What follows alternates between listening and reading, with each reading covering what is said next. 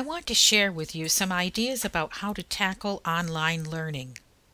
In fact, I'll be giving you some ideas about how to look at the whole area of education. Actually, what I'm going to be talking about today is not just about online learning or even going to college, but about how to live your life. How we can respond when life presents opportunities and challenges rather than, as educator Skip Downing says, waiting passively for luck or other people to make the choices for us. I'm starting the course off with this information because online learning is a type of education that demands purposeful action. Waiting passively will not get you very far in a face to face class, but it will get you absolutely nowhere in an online class. It really is far more the responsibility of the student to be active in the course, to ask questions, to do the assignments, to make the connections. This class will help you learn to be active, involved students. The slides and information I am using for this presentation are based on Skip Downing's on-course textbook and other materials developed by him. Dr. Downing, who has been a community college professor for decades, noticed that his most successful students saw themselves as responsible for what happened in their lives, while the less successful students tended to see themselves as victims of whatever life did to them. Both successful and struggling students met obstacles, challenges, and made mistakes. Some students in both groups failed at times. At the top of this flowchart, you can see the word stimulus. That just means something that causes a response. Let's say in this case that the stimulus is a failing grade on a test. Now, if you notice, the word below stimulus is choice. Everyone, students, instructors, children, grandparents, and Lindsay Lohan, has a choice when confronted with a stimulus.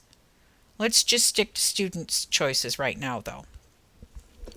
When less successful students meet obstacles or challenges or failures, they often do whatever they have done before in the past, or they quit because they feel they have no control over the situation. This is victim mentality. The more successful students tend to respond as creators, trying to find solutions and taking action. The way you talk to yourself and others about your options is really important. If you use the right words about yourself and your options, you are more likely to be successful. Susan Jeffers has said, "The way you use words has a tremendous impact on the quality of your life.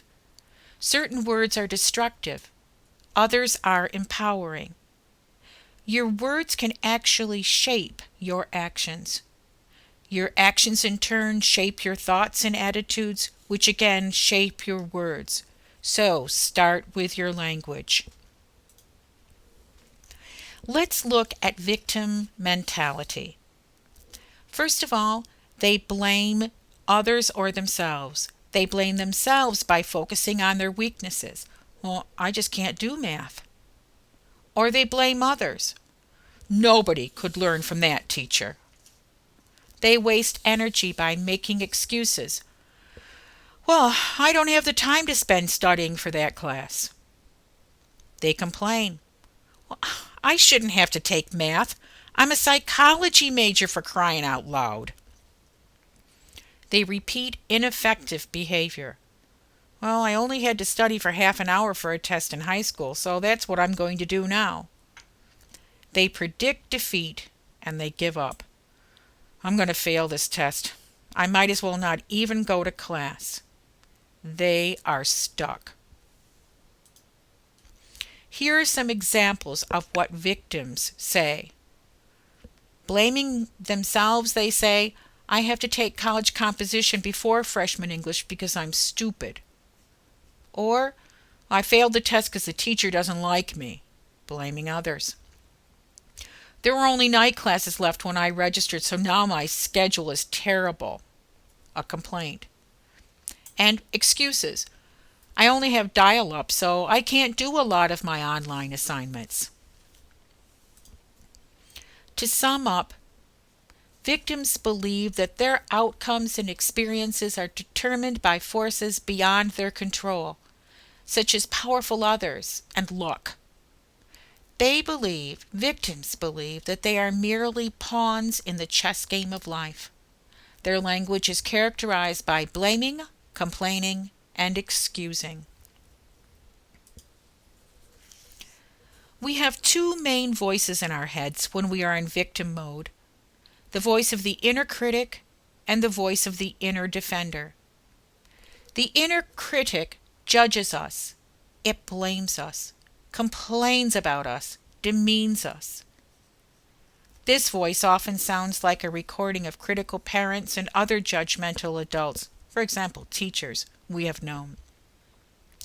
Its possible intention seems to be protecting us from attack from the outside. Through constant self-criticism, the inner critic hopes to perfect our actions, thoughts, and feelings to meet the approval of others and thus avoid their displeasure and possible punishment. The inner defender, on the other hand, judges others. It blames them, complains about them, demeans them. Now, this voice, the inner defender, often sounds like a scared, confused little child backed into a dangerous corner. Its positive intention seems to be fending off criticism and punishment from powerful others. As such, the inner defender becomes a master of the preemptive strike. As Dr. Downing says, we pay a high price for listening to either our inner critic or inner defender. By focusing on who's to blame, we distract ourselves from acting on what needs to be done to get back on course. To feel better in the moment, we sabotage creating a better future. End of his quote. In contrast to victims, creators are proactive. They look for solutions. I'll ask my instructor how I can do better on tests. They take action. I'm going to double the amount of time I spend doing my math homework, and I'm going to do it right after class. They try something new.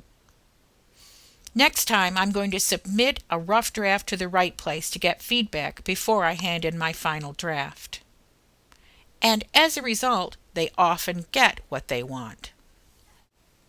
To sum up, creators believe that their outcomes and experiences are the natural consequences of their choices. They believe that they are chess masters who create, promote, or allow all that happens in their lives. Their language is characterized by ownership and action plans. The inner voice of creators is the inner guide. The inner guide offers an objective and wise perspective about ourselves and others. It doesn't demean, it doesn't attack. Instead, the inner guide observes the events in a creator's life, asking simply, am I on course or off course? If I'm off course, how can I best get back online? Our inner guide tells us the absolute truth, as best we can know it at that moment, allowing us to be more fully conscious of the world, other people, and especially ourselves. Let's look at how these inner voices compare. Let's say that you find out that you failed your math test. Your victim voice might say, I failed another test. I am so stupid. I never should have come to college. That's your inner critic. Your inner defender might say, well, I would have passed that test if I'd had a decent teacher. She's terrible. On the other hand, your creator voice, your inner guide, could say, darn, or something like that. I failed the test. I better go talk to my teacher to see how I can improve. When life comes calling, with which inner voice will I respond? It really is up to you. You can choose how to react. You may not be able to control what life hands you, but you can always choose how to react. Louise Hay says, "It's not what happens, it's how we react to it." We are each 100% responsible for all our experiences. Let's look at some more examples of victim language versus creator language.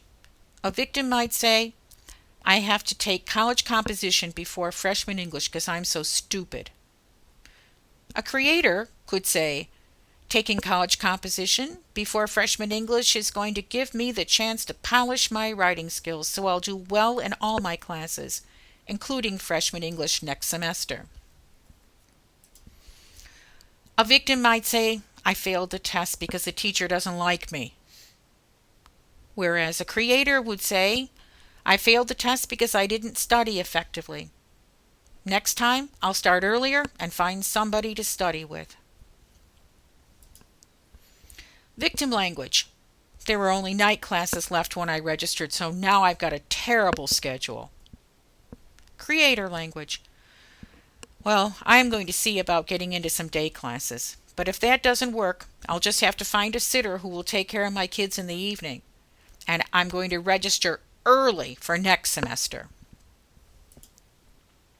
A victim could say, "I only have dial-up, so I can't do a lot of my online assignments."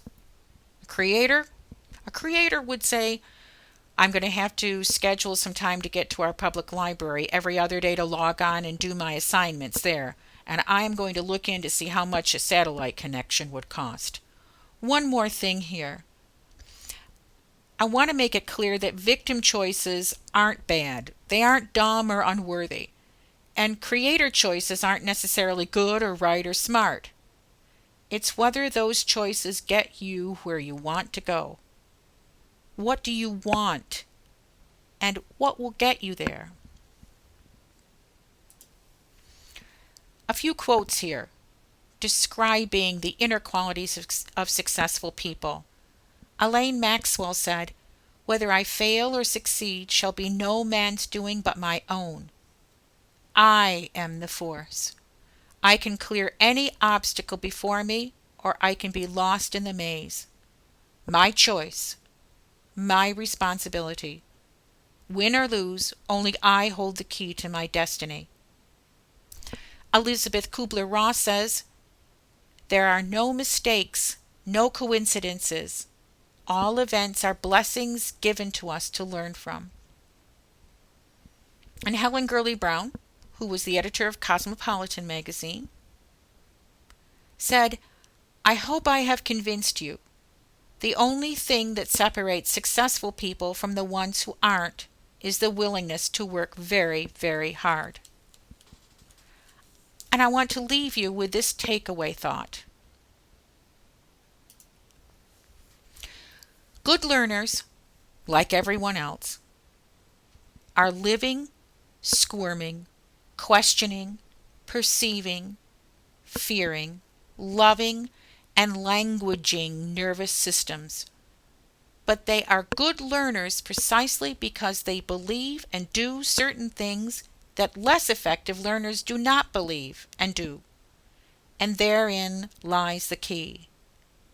To become an effective learner, you have to accept responsibility for your own learning.